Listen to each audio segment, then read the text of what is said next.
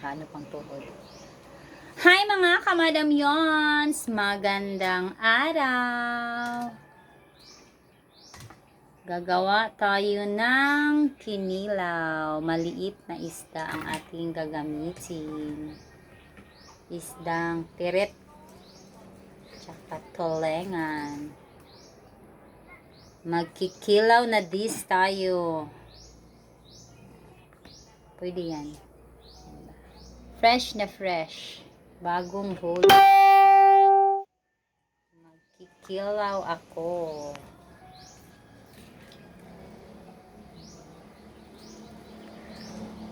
Yan.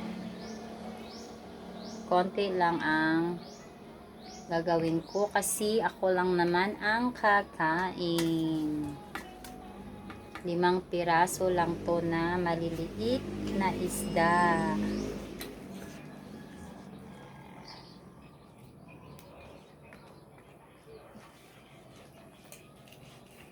Tapos, lagyan lang ng sibuyas at saka luya. Then, konting asin, panimpla. Alain sa ko ito sa asin. Alain sa ko sa asin dito na ako.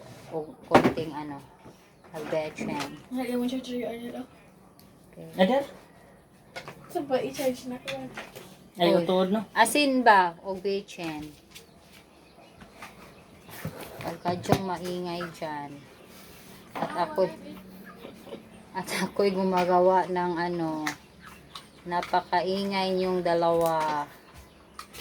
Susumbagin ko kayong dalawa dyan. Yan.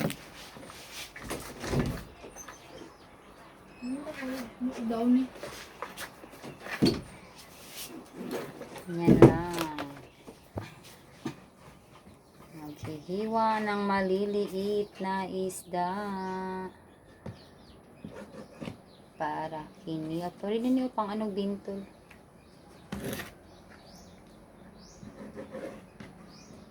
Maghihiwa lang.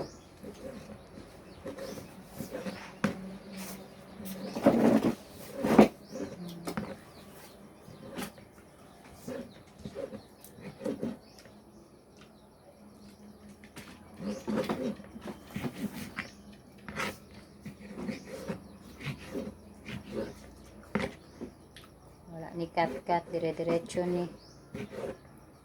Walang cut-cut, dire-diretso. Di ba, Ming? Wala. Akin kukulan ako na akong pinarito.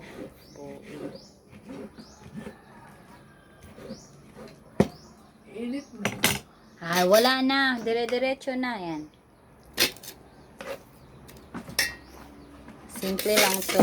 Tapos, lagyan ng luya, sibuyas, maraming sibuyas, panimpla na asin, konting asin.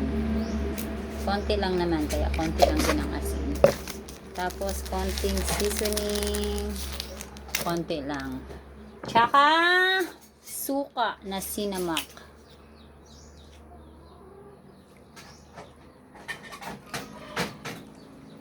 Ganon.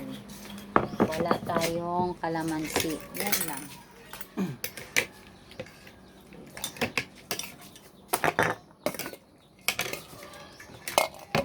Fresh kinilaw.